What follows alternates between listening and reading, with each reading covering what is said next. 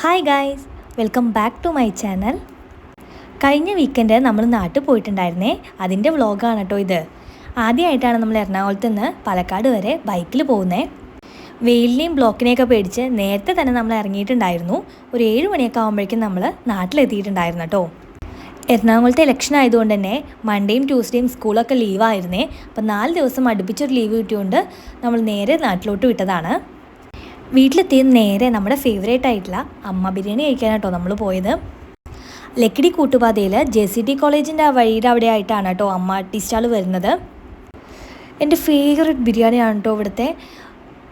അത്യാവശ്യം നല്ല ക്വാണ്ടിറ്റി റൈസും അതിനൊപ്പം തന്നെ ഒരു 3-4 പീസ് ചിക്കനും ഉണ്ടാവുമേ.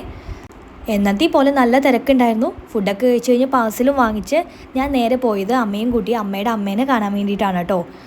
അമ്മമ്മ ഇപ്പോൾ വയ്യാതിരിക്കുകയാണ്. ആളെ മനസ്സിലാവുന്നൊന്നും ഉണ്ടായിരുന്നില്ല. കണ്ണ് കാണാനൊക്കെ കുറച്ച് ബുദ്ധിമുട്ടുണ്ട്. പക്ഷേ നമ്മുടെ പണ്ടത്തെ കാര്യങ്ങളൊക്കെ ഓർത്ത് പറയുന്നുണ്ടായിരുന്നേ. അതൊക്കെ കഴിഞ്ഞ് വന്ന് നേരെ നമ്മൾ സായിബാബയുടെ അമ്പലത്തിൽ പോയി. അവിടെ അന്നദാനത്തിന് പൈസ കൊടുക്കാനുണ്ടായിരുന്നേ. അത് കഴിഞ്ഞ് നമ്മൾ നേരെ കസിൻ്റെ വീട്ടിലോട്ട് പോയി കേട്ടോ രാത്രി. പാലക്കാട് തടുക്കശ്ശേരിയാണ് കേട്ടോ എൻ്റെ വീട് വരുന്നത്. അവിടെ നമ്മുടെ അടുത്തുള്ള LP സ്കൂളാണേ. ഞാൻ ഇവിടെയാണ് 4th വരെ പഠിച്ചത്. നേരെ വീട്ടിലെത്തി. വീട്ടിലമ്മ നമ്മളെ വെയിറ്റ് ചെയ്തിരിക്കുന്നുണ്ടായിരുന്നേ. ഒരു ഷോർട്സിൽ ഞാൻ പറഞ്ഞിട്ടുണ്ടായിരുന്നേ, അമ്മ ചെറിയൊരു സ്റ്റേഷനറി ഷോപ്പ് പോലെ തുടങ്ങിയിട്ടുണ്ട് വീട്ടിൽ തന്നെയെന്ന്. അത് നോക്കാനാണ് ഞാൻ ആദ്യം തന്നെ പോയത്. പിന്നെ എൻ്റെ റൂം ബുക്ക് ചെയ്യുമ്പോൾ അഡ്രസ്സ് മാറിയിട്ട് വീട്ടിലോട്ടൊരു കൊറിയർ വന്നിട്ടുണ്ടായിരുന്നു. അമ്മ മെറ്റീരിയലൊക്കെ നല്ലതാണോ നോക്കി വെച്ചിട്ടുണ്ടായിരുന്നേ. ഇപ്പോഴാണ് ഞാനത് കാണുന്നത്. അപ്പോൾ എന്തായാലും അതൊക്കെ ഒന്ന് ഇട്ട് നോക്കി. സംഭവം എനിക്കിഷ്ടമായിട്ടോ.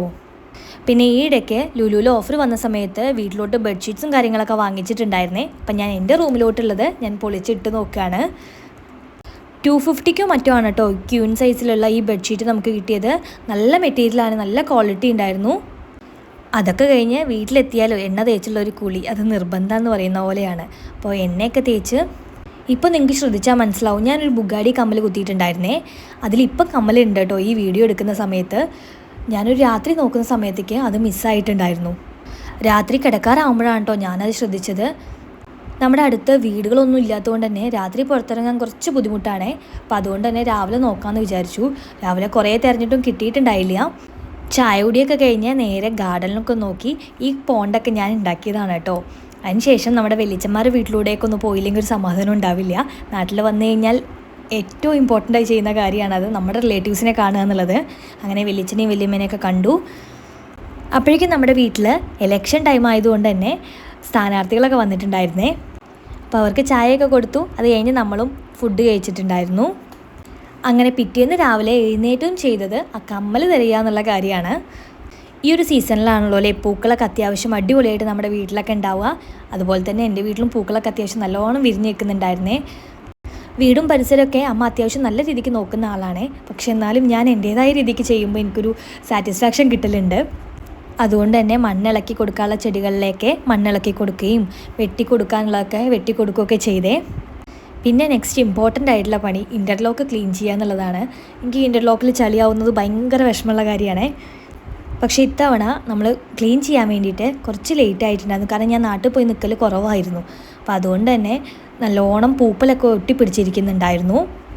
പിറ്റേന്ന് എന്തായാലും ഇൻ്റർലോക്ക് ക്ലീൻ ചെയ്യുക എന്നുള്ള കാര്യം എനിക്കെന്തായാലും നല്ല കാര്യമായി തോന്നി. നല്ലൊരു തീരുമാനമായിരുന്നു അത്. കാരണം എൻ്റെ കളഞ്ഞുപോയ കമ്മലുണ്ടായിരുന്നില്ലേ, അതെനിക്ക് തിരിച്ചു കിട്ടിയിട്ടുണ്ടായിരുന്നു കേട്ടോ. ആളുകളൊക്കെ ചവിട്ടി നല്ലോണം ചതഞ്ഞ രൂപത്തിലാണ് കിട്ടിയത്. എന്തായാലും പോയ സാധനം കിട്ടിയിട്ടുണ്ട്. അപ്പോൾ വീഡിയോ ഇഷ്ടമായി കഴിഞ്ഞാൽ ചാനൽ സബ്സ്ക്രൈബ് ചെയ്യൂ, വീഡിയോ ലൈക്ക് ചെയ്യൂ, കമൻറ്റ് ചെയ്യൂ. അപ്പോൾ ഓക്കെ, ബൈ.